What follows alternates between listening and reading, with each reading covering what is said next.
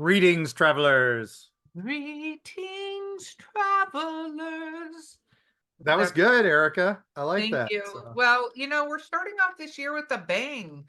So, in oh, our nocturnal New Yearness, um, nocturnal New Year. Yes, nocturnal New Year. Should have Destiny do a whole song around that. we Um, could or something. I don't know. I'm Mark Muncy. This is Erica Lance, and you are yes. listening to Eerie Travels. We're trying different intros. Please let us know what you like in the. We prefer wonderful comments and emails to let us know what we're doing right, what we're doing wrong. We have the Yes. producer puts the magic together and says, all right, your intros were getting stale, let's come up with something fun. So Yeah, no. So we don't have an auto intro anymore. We just have our amazingness, hopefully reminding you of who the hell we are. So yeah, and we're also not going to do the like, share, subscribe all the time because that was also the other thing. So I although I like just that did you it just threw that in there and said technically, we I weren't did going to it. do it. That's how we're going to try to sneak it in more, and all that. So Oh my gosh. it's a new Well, year, we got to come up with new things, right? So that's true. That's true. As we're in our second show of the new year, Mark. What in the heck are we going to talk about today? our New Year's resolutions. No. Oh, oh God, can of worms there. Can of Yeah. I was worms. gonna say, I can share one New Year's resolution that I have, but it was I'm going to say it was medically induced. oh, Um, okay. yeah, no, I have to be gluten free. So Oh, wow. apparently, I'm not like, oh my God, I'm allergic to gluten, but both mine and my other half's doctor was like, we think you guys should try to do some gluten free and see how Hmm. that goes. So we're doing an 8-week gluten free. And Okay. then she's like, why don't you try eating regular pizza after this 8 weeks? Because she said pizza is like one of the most gluten filled Yeah, that's meals and see how, bread covered bread with tomato sauce on top. So yeah, exactly. And she's like, let's see how your body reacts to that. And it's going yeah, well, but I'm a little bit terrified of what the hell that means. yeah. Well, there are people who live by it, so good for them. Yeah, I am trying a little low carb myself this year, so that's just me. I want to try to get back down a little bit in the weight. So me I figure too. out, yep, I figured wouldn't hurt. So it's New Year's, it's time for new things. And we did our cinnamon. Well, all of us did. I think the whole Yep. crew did the cinnamon thing on the first. So that's good. That's good. I think we should try things. When In Bulk rolls around in February 1st, we should definitely do something with St. Bridget's Day, and we'll have fun with this. So, Yeah, and we have a lot more traveling coming up this year, which is oh my exciting. So gosh, yeah. the events are going live on the events page. Our amazing producer is catching that up, Beau. And we're going to be at a lot of Patreon, places. the Our Patreon page, live shortly, which yeah, details soon. yeah, details soon. But we have that. We have travels. We have, exciting other news, which we're not going to fully announce yet, but we Oh, may have some travel guides coming on. yep. It's like we're writers or something. So there's something involving that might might be in the works. I don't Might know. So be. but anyway, with that, we're coming up on another anniversary. Now, this isn't till the end of February, but it's one of those I thought we should probably just go ahead and let's get this out of the way. I thought this was a fun one to start the year off, Yeah, mostly because we have been asked by a few of our listeners to do a few more UFOs and things like that because we've been giving the cryptids a lot of love. We've had interviews with ghost hunters and Bigfoot hunters and all that. So it's time. I've got some UFO experts or aficionados coming on soon, did but X agree to come on our podcast? which no, I should I haven't even thought about asking. X, if you want to come on the podcast, you seem to have a lot of knowledge and stuff. So open invitation, Consider let us this an know. open invitation. Yes. Oh But God, what have okay, we so just where are done? we going then on our What have we UFO just done, journey? Erica? I just got goosebumps. What did we just do? I don't know what you just did, but X, much like Robert the Doll, I consider you a friend. I We love your appreciate you. emails, X. You're definitely part of the show. You're definitely Eerie Travels fam. So I where think we he's are part of the Eerie Travels team. I know. pretty much. All right. So we are going to set our wayback machine to, well, before we can do the February event, we have to go back to a day that will live in infamy. Oh, an infamy day. I love infamy days. What is an infamy day? December 7th, 1941. Okay. And do you know what that day is? Every No. American should know that day. You were just there, Erika, in Hawaii. Oh, was that Pearl Harbor? That's Pearl Pearl Harbor Harbor. Day. Yes. Sometimes my little drunk gnome in my head takes a moment to find that post-it for me and remind me of what I'm thinking.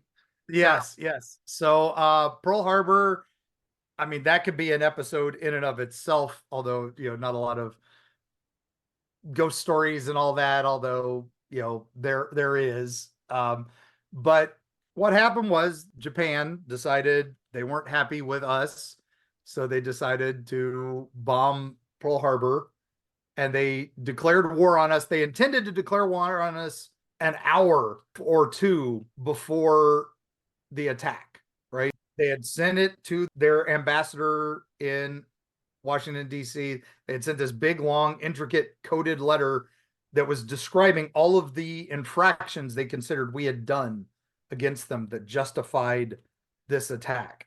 And it took them forever to translate it. So by the time they translated it and got it to the White House, Pearl Harbor attack had already occurred. oh And for those who wow. don't know what that was, it's a naval base near Honolulu, Hawaii, and it was a surprise attack. They were able to go in and destroy what was then the American Navy. Yeah. Several of them were tied together, several boats were anchored together, all this other stuff. They figured if they could take out everything here, it took us out of the war before it even started, Yeah. right? That was Japan's plan. And what happened was it went exactly like it happened. There were, what was funny was there was some of the intelligence people realized an attack was coming somewhere in our area of the Pacific, some of the places we had forces in the Pacific. And so they sent warnings out to all the bases in the Pacific, and they sent them out as telegrams. And a telegram comes in to Pearl Harbor, and a young boy on a bike gets the telegram and is sent to take it to Pearl Harbor High Command Oh wow. as a bike messenger. And he starts taking it across the island, and then the attack happens. He sees the planes. We see the explosions. He finally gets there and delivers it to the high command after the attack is over, saying imminent attack, be on alert. Because Yeah, it was and it Sunday was morning, two everybody was, hours was how long that attack took. Two yep, hours. 2 hours. So, By the time he got through it all, after he had taken cover, he hands the letter off. So it's pretty crazy how it all worked out. But we weren't as beat up as we thought. So we were able to fight back at Midway. All this. I'm not going to go into full World War II history here, and I'm not doing full Harbor history. My apologies, but I just thought we need to have a little context for this, and that there's all these little weird coincidences. And that's why what happens is the weeks following, right? We mhm. are convinced that the next raid is going to be somewhere on the continental US. Yeah. And in Japan, they thought, hey, we've taken them out of the fight. They may not even come after us, We did such a good job of disabling them. There is Yeah. no point in looking forward to the Yeah. fact that that's Yep. not Yep. exactly Yep. what happened. Now, what happened was we had developed this new technology that was Hmm. being deployed everywhere, and that was radar, right? Yes. Radar is now going up all over the United States because we don't know. We're already, Germany is at war with our allies in Europe, and they're sinking boats in the Atlantic. Are they going to come up? We were worried about them along the Florida coast. We were worried Mhm. about them along, anywhere on the Atlantic. And now we're worried about the Japanese along the Pacific. So we start putting the radar things up. And the problem is we have a lot of inexperienced radar people, right? And Yeah. sonar people. And so we're getting fishing boats are coming up. And that's a Japanese sub. A large whale came up and they were convinced it was a submarine, that was coming up. So tensions are super high. And it didn't help that the US Secretary of War, Henry Stimson, at that point, goes on the radio, which we've already discussed with our all these talks we did about War of the Worlds and all that, how Yeah. important radio was. He goes on the radio and says, America should be prepared to accept occasional blows from enemy forces. Mm-hmm. So, and this is all right around the holidays. Right. So everybody's panicking. So we start learning about things like, how to prepare for air raid drills and how to do all these things. And it gets to a boiling point, right? Things are going crazy. Now what's fun is they've kept some of this stuff under wraps. Yeah. Tell people. A German sub landed in Pensacola to drop off a group of spies. Oh And my gosh, really? They were going to spread throughout the United States and meet up in Washington, D.C., and they were going to be, fifth columnists from Germany. And everybody thought that was propaganda. No, that really happened. And the only reason we caught them is we caught their first one who dropped off somewhere near Baltimore, and we caught him and interrogated him, and he told the whole plan. so they were waiting for him in Pensacola. They were not the brightest bulbs in the drawer here. But back to the Pacific coast, things like that, rumors of that were getting out because we did want people to be vigilant for that, but we didn't want to tell them it was actually happening because we didn't want too much of a panic. So West Coast, we've already had a couple false alarms. And on February 23rd, 1942, now this is a day not a lot of people know about, a Japanese submarine surfaced off the coast of Santa Barbara, California. And they launched a dozen or so, I say 12 to 13 artillery shells and blew up an oil refinery. Okay.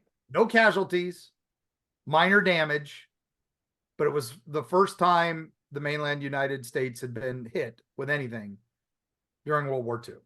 Now, the day after that, we are now on high alert because this submarine hit us with a thing. And now rumors are that submarine was lost and hit us because they just needed to hit a target before heading home for their honor. And they had gotten so lost that's why they wound up in Santa Barbara. Certainly not strategic by any means or anything like that. We cut back to the next day, February 24th. Okay.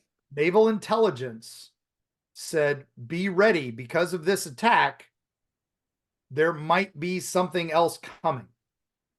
Right? This may have been a preliminary. This may have been a scout.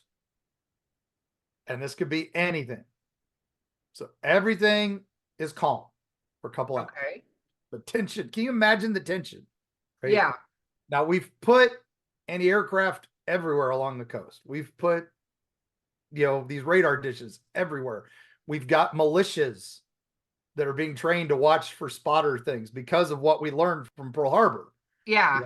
There were guys who spotted those planes coming in, but didn't tell anybody. So that's why we were caught so unprepared. Now we were having everybody ready for this. But at 2 a.m.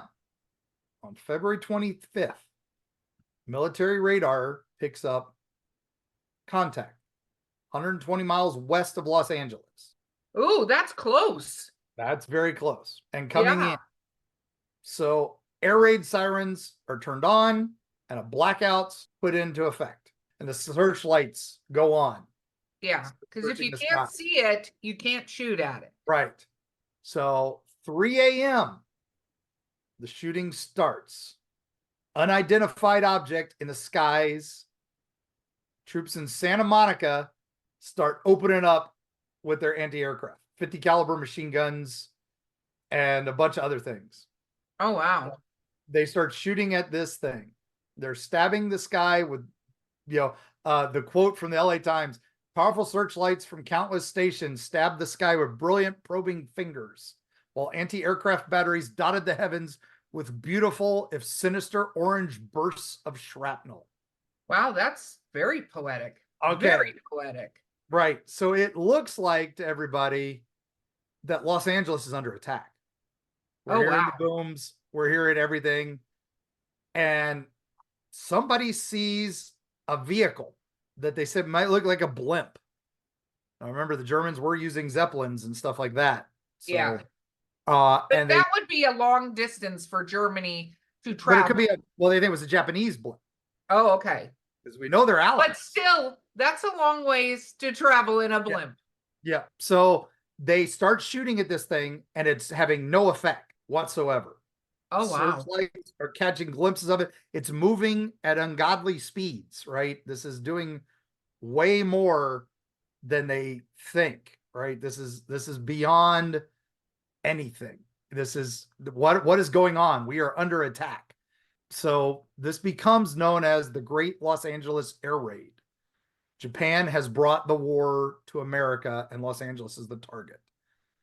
And here's a wonderful quote, again, this time from the Los Angeles Observer. And it says, suddenly the night was torn by sirens. Searchlights swept the skies. Gun crews and army posts along the coastline began pumping ack into the moonlight. In the entire episode, over 1,433 rounds are fired. Oh, wow. Thousands of volunteer air raid wardens are tumbled from their beds, grabbed their boots and helmets, those who had helmets, and rushed into the night. Tens of thousands of citizens, awakened by the screech of sirens and the popping of shells, jumped out of bed, heedless of blackout regulations, began turning on the lights. Because that's what you do, right? You're woken up at 2 a.m. You hear weird noises. You're going to turn on the lights. You're going to forget there was an air raid, right? Yeah. So now there were injuries. People were running to and fro and stuff like that, and they were hurting themselves. There was a car crash or two, and there was damage. Now, what has gone on, right? What is this? And this paves the way for some terrible history. And we have some other things that blend together into something that we'll talk about in the second half. Okay. But some people said they heard multiple planes, but one of the persons said that they saw paratroopers coming in. And then there were reports coming into command that were saying that there were I couldn't see the planes, but they were up there all right. And another report, I saw 6 planes and shells were bursting all around them. And then once we saw that, we had to get our 2 cents in. So everybody started shooting their guns. And basically for about a little over an hour. And then finally there's a ceasefire and all clear. Light of day, they start trying to figure out what happened. As you right? should. As you should. And they're saying that there were no bombs. Oh. Which is interesting, right? If you come Right. all this way to attack us, you think they would have brought a few bombs. Yeah, because that was the main method. Because isn't it true that at that time there was not really good I mean, we had bombs and that's what planes could do Yeah. or anything the air could do to the ground, but it wasn't like, we didn't have missiles yet. We just had bombs that The dropped. V2s were over in Europe. Yeah, they hadn't come, the Yeah. Japanese hadn't developed those yet, and they certainly weren't going to be able to launch them across the Pacific. They could barely make it across the English Channel. So, yeah, no missiles, no nothing like that. But there is a lot of destruction everywhere. Okay. And they're trying to figure it out. And they start realizing, wait, some of this is unexploded anti-aircraft that just came back down and smashed buildings and smashed things. They found a dud on Long Beach golf course, and several residents had their homes basically destroyed by artillery shells. Oh, wow. So, but that was from them or from us. us? Yeah, and 5 people died, mostly as a result of the car accidents or heart attacks. Oh, wow. Now, in a preview of something terrible that was about to happen, they also arrested 20 Japanese Americans for trying to signal the aircraft. What? Yes, they were collaborators, obviously. And it's a shame, but Yeah. that was what some people were use this to later be the impetus for opening the internment camps for the Oh, no. so this Yeah. was the last straw, and we have to have stuff like that. But now we start going into the reports, right? And some people say they saw the aircraft, they saw this. And with that, now we've had the history, right? Okay. The American government says this was nerves. This was war nerves. There was no attack. Everybody calmed down. You didn't see anything. This was just, this was a mistake. These aren't the droids you're looking These for. Did aren't they the try to words you're looking Jedi mind for. trick them? It was trigger happy servicemen, rudimentary air radar systems that produce some false positives. And they say that our old friend meteorological balloons had been released prior to the barrage, and that's what first triggered the alerts to help them determine wind conditions. What? What? Weather They, balloons. oh my God. It's the age-old weather balloon. This is where it starts. So with that, gang, we've got the history portion. Yeah. So let's go take a quick break. And when we come back, we've got some recent updates on this that Oh might my. explain a little differently. Okay. We'll be right back.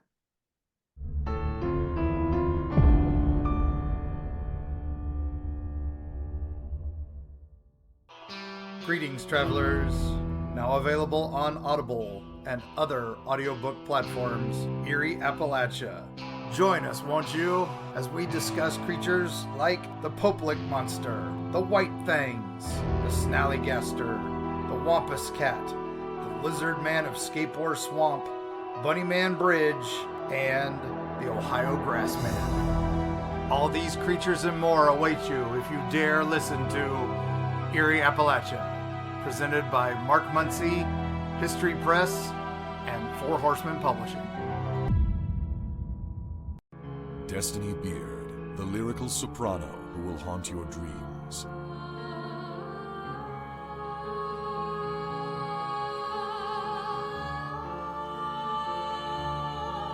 With her alluring melodies and intricate harmonies, this dark siren of wistful song shall capture your soul and lead you into the night. Check out Destiny's new single, The Haunting Is Over, with international musicians Sam Haines and Gary Bennett, as well as her other musical works at destinybeard.com.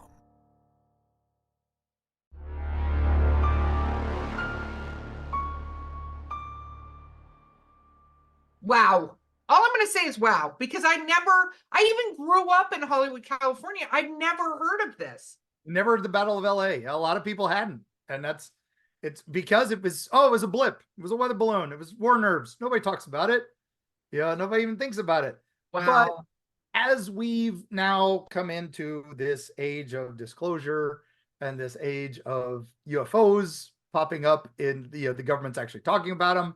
Some governments of the world have brought what they think are aliens to their government meetings and Oh, wow. and stuff like that. So now more and more people are talking about these things and coming back. So the big floating object resembling a balloon, according to the New York Times, Yeah.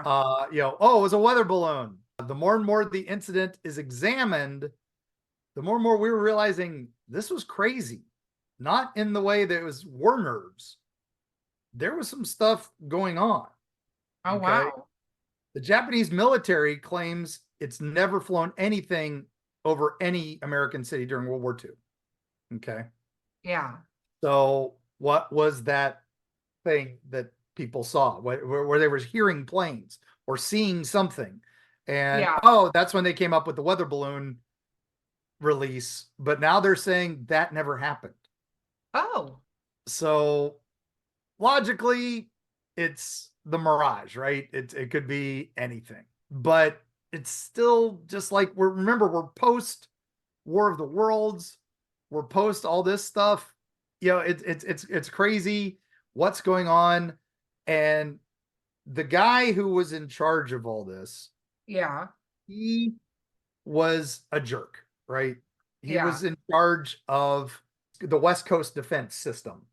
And he Okay. basically was one of those guys who kept getting demoted down and then promoted back up and then demoted down and promoted back up. So he's the guy who puts this whole system together, right? Okay. Of the militias and the radar guys. And so he's the guy who ultimately took the fall for this. But it took a while. He was able to use this to parlay that into the internment camps. That He is was so convinced terrible. that the Japanese were plotting against us and that they are the ones who had lived with us for generations and all that. Now we had some German descendants that were, fifth columnists. That was a thing. It wasn't prevalent like everybody thought, but it did happen to a few people. They were spying on us for the Germans. We have no proof of anybody spying on us for the Japanese, but it probably was happening. But I don't even think the Japanese were dumb enough to have someone Japanese spy on, it's just... Yeah, like, anyway.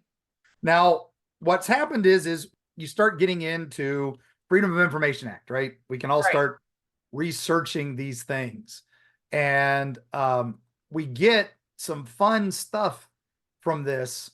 We get a report that the police report that at 5 a.m., police report that there's an aircraft that has been shot down.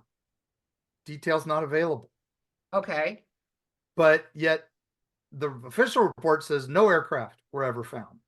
We get a Oh, report from a reporter from LA Times who found an area where they had cordoned it off because it was an unexploded artillery shell, one of our okay. artillery shells, and Yeah. they being very careful picking it up, and they were being very cautious carrying it out for obvious reasons, the bomb squad. And the reporter was like, can I take a picture of it so we can see which anti-aircraft shell it was? And the soldier told him, if you take a picture of this, I will have to end you. Oh my God. Why would a picture of a shell be a problem? And unless it's, the Japanese would know what type of anti-aircraft we're using or something was the excuse. But we think it was because there was something weird about that shell that came in, that maybe there was something that came in. Now, there were 5 people who died. Like I said, we mentioned that. But what happens is in the 1950s, UFOs become a big thing, right? Yeah. We finally start getting, 47 Roswell, but it doesn't become till the 50s when flying saucer becomes the term of choice and all that.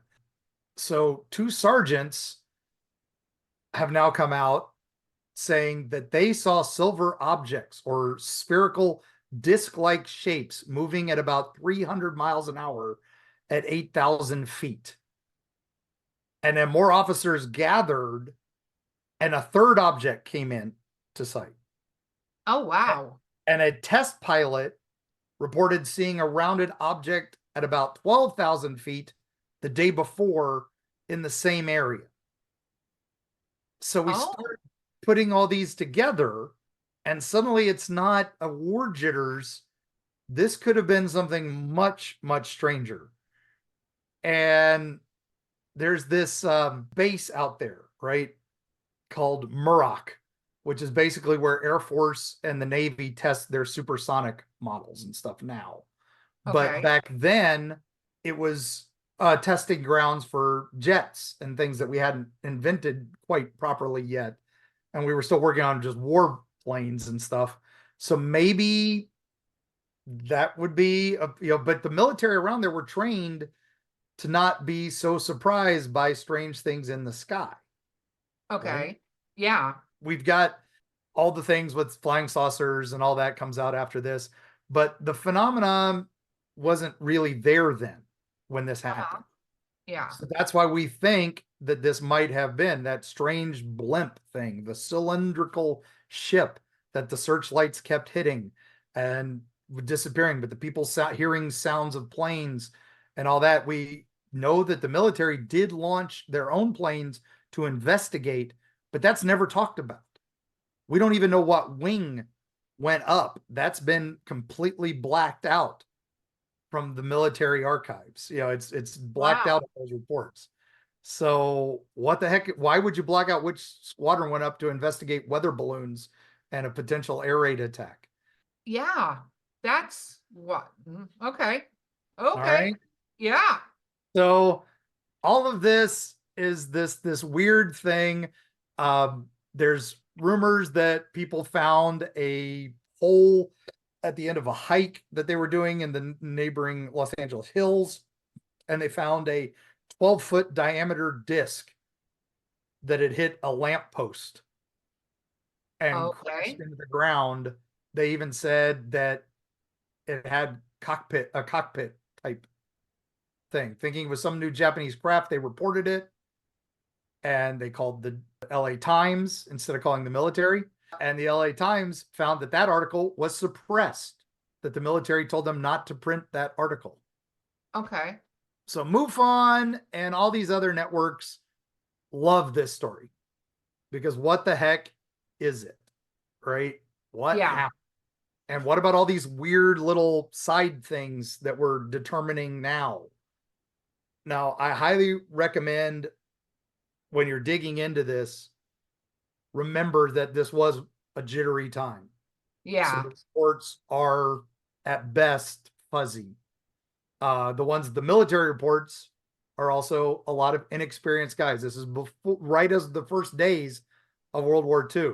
So we didn't understand 100% what all the horrors of war were going to entail. We didn't understand bombing. We weren't London that was being bombed daily. So we were convinced it was coming, but it didn't happen. And this is the only incident of this that we know of. Now, the military would likely want to hide the fact that there were things up in the air, that things were going on. So that makes sense to us. Now, what happens is years later, the Majestic 12 documents come out, right? And MJ12 has been debunked because all the documents were typed on the same typewriter. And that's because typewriters have like fingerprints. You can tell which drop keys and stuff like that. So all these wonderful military documents. But of course, a lot of conspiracy theorists say, oh, well, they were planted. But one of the things they talked about was the incident in 42, which is predates the Roswell incident, which means that they captured a craft here, which would explain that missing downed aircraft, right? There's a lot of weird things about this case. So UFO researchers love it. I would love to hear X's opinion on this event. So they think, so let me just, I need to do the Erika thing first. I want to. Sorry, yep. So we have Pearl Harbor happen. Horrific, terrible, tragic, caught basically unaware. They start using radar technology, and they're finding a ton of weird crap because they haven't honed it to be able to go, this is specific. Because with any technology, you have to hone it and hone it so that you're not finding Bob the fisherman, out there on whale. or whale or other things, right? Because so then in LA, this thing happens where there's a craft, and they get notified that there's one or more crafts. It's 1 to 3, depending on the reports. Okay. And up to 6 small planes or 3 big balloons. Yeah. No. So I got it. So there are multiple planes coming in. All of a sudden, we're using this radar technology, which, if I'm going to play devil's advocate on this, alien thing, they probably didn't realize we had, and we're like, whoa, what's this? And the searchlights go up, and I'm quite sure with probably the amount of artillery that was launched at that point in time, in the panic of Los Angeles, which is a major metropolitan area, is under attack, they probably loosed way more than they ever admitted that they loosed into the cosmos. So they loose all this stuff. And then later, people potentially find wreckage from the not weather balloons that they're like, just kidding, weather balloons Weather everywhere. balloons, weather balloons. Don't look over here. Pay no attention. Yeah. Pay no attention to the weather balloons to the right of you. Yeah, yeah. Don't look at the craft. Look at that weather balloon we have stretched out on the paper over there. And it's only when people start going, wait a minute, Hang on a maybe second. what we saw was not what I would like to refer to as, oh wait, a weather balloon. And the military couldn't black out the police reports or the LA Times reports and stuff like that. So that's why we're getting all this stuff coming to light now, that there was much more going on. Now, some people think this is the first time UFOs, modern history, we saw them and the military reacted. There actually is some classic historical things. I'm just going to quickly just mention a couple things. These are ones that deserve a deep dive later. But one of my favorite, we're going to go, what was the big thing trending last year that the average male thinks about the Roman Empire all the time? Yeah, right? something like that. It's like every once a day or something. Once a day at least, right? Yeah. So people like me think about it a lot. And so when I think about the Battle of LA, I like to go back. There was this Roman, Titus Flavius Josephus, also just known as Josephus. And just prior to the start of the first Jewish-Roman war, I'm not going to go into all the history, gang. Just trust me. This man was born basically a prophet and to the Roman Emperor Vespasian. And he talks about cloud chariots that kind of match what we would later find in the book of Revelations. Okay. That Jesus said in his second coming would come an army of angels on cloud chariots and stuff. So he's saying that he saw an army in the skies, right? And that they were coming. And then a lot of Roman generals who all kept their own notes, and a lot of Roman centurions kept their own books because they wanted their books to live on after them, all described seeing the strange things in the sky, fires in the sky, battling. And when you read their descriptions, it is very similar to the Battle of Los Angeles, where some large things came in and then little things came in around it. And it's like mothership, classic, with very strange Independence Day like. Yes, exactly. And these things have been seen, the Roman War against King Mithridates, the Sixth, the Second Punic War, both all mentioned that they're used to seeing shifting cloud formations and other things like that. They know what to look for some people like, oh, it's, comets, it's meteors and all that. They knew that stuff. This was something different to the point where they were documenting it. And Josephus said that this is a sign, and all that. Now, the one I'm going to go to real quick, then the big one that when I think of the Battle of LA, I look at this incident, and we're going in the Wayback Machine again. This time we're leaving the Roman Empire. We're going to April 14th, 1561, and the German city of Nuremberg, now remembered for other horrible things. But the residents described as what they saw as some kind of aerial battle taking place with the dance of orbs, cylinders, and crosses, and a black arrow-shaped object, all followed by some crash landing outside somewhere behind the city. Oh, wow. And this is one we may do a deep dive on if people really want, because it was basically, again, 4 a.m., 5 a.m. And I love one of the documentations. A dreadful apparition occurred on the sun. The first appeared two blood red semicircular arcs shaped just like the moon in a last quarter.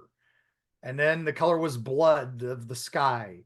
And then a dull round ball of black ferrous color. And then on both sides of it were such blood red ones and other balls in large number. And it just goes on and on and on, describing these things that they're seeing in the sky that they think are creatures or something. Definitely what we would say a UFO, things we don't understand. And this is 1561. It's a little while before the Wright brothers, gang. and this one's well documented. There's an amazing illuminated text of it that we will put in the show notes there for this one. But also for the Battle of LA, we will put in the show notes. They just released one of the public domain, they released a public domain, one of the newsreels describing Oh, the event, which actually has some just minuscule amount of footage. Now, the photos that the LA Times put out were obviously doctored at the time, blocking sections out. And some people say that was them hiding the aircraft or the UFOs, which just leads to the wonderful things with that. So, wow. I'm blown away by this. I had no idea. this is And the tip of the iceberg for this stuff. So, battles in the sky is definitely something we will have to look into more. Those historical ones, if you guys want to hear them, I have to do a lot of history with them. So, I know we did a little bit with this too, but this is an oh, experiment. I hope you all enjoyed it. I thoroughly did. I learned something, and it's very interesting when there was not as much control over the media in the past to be able to put a stop to certain things being reported. But there was some where they hid whatever that that newspaper article about the police and the down plane that was Wow. completely covered. So and we have the reports of that, the government saying, please don't print this. Well, It's a, and our travel for the day, I would say, because I did it, and yep. I posted some pictures. You can visit Pearl Harbor. There's an amazing museum that goes over what exactly transpired, and I believe it's the USS Arizona was one of the ships that was sunk, and it took 2 minutes for this entire battleship, and all but I think 34 crew members were killed in the fact that the Yeah, ship just went down. most of the deaths at Pearl Harbor were just on the Arizona. Yeah, But and not to but minimize any deaths, but yeah, the bulk of that crew was the most of the casualties were. Um, yes, no, you I could would visit highly there. recommend. There is a movie called Battle of Los Angeles, which was a science fiction version of this that takes place in the more modern times. Do not watch that one. I would Okay. say watch 1941 by a young up and comer named Steven Spielberg. Haha. It's considered by many as his first box office bomb, although it was very successful, just wasn't as successful as Jaws and Close Encounters. Now, he had stumbled on the Battle of LA while studying Close Encounters, while researching that. And so he decided to make this comedy film with David Zucker, who would later go on to do Airplane and other things like that, based on the wonderful tales that were coming out of this weird period in World War II where we were on things. Now he sets it at Christmas time, so we're still post December, and it's a comedy of errors where a guy is trying to get a young Tim Matheson is trying to get a young Christy Allen into an airplane because that's what she's turned on by. So he on this madcap thing to try to get her into a plane, while at the same time they bring in the Japanese sub from Santa Barbara, and it's off Oh wow. course.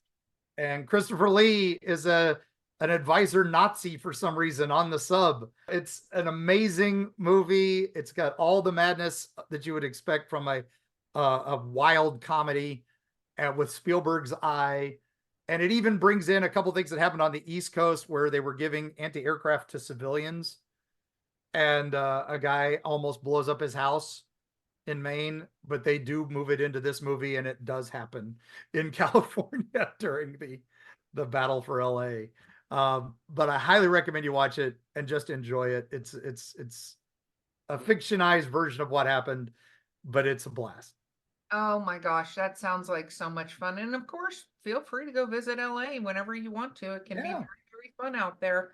So, travelers, we would love to hear if you've heard anything of these stories. And as always, please feel free to email us at info@eerietravels.com or mark@eerietravels.com or go through our website. So, as we're starting off this new year in UFOville, Mark, what do you have to do to round out this particular episode? I would say, as always, gang, keep watching the skies. And just remember that what you're seeing up there, that big flying silver disc, may not just be a weather balloon, but it might be a chariot of fire or some sort of fun apparition. But I also say that it could also be visitors from beyond, and we will see you on the other side.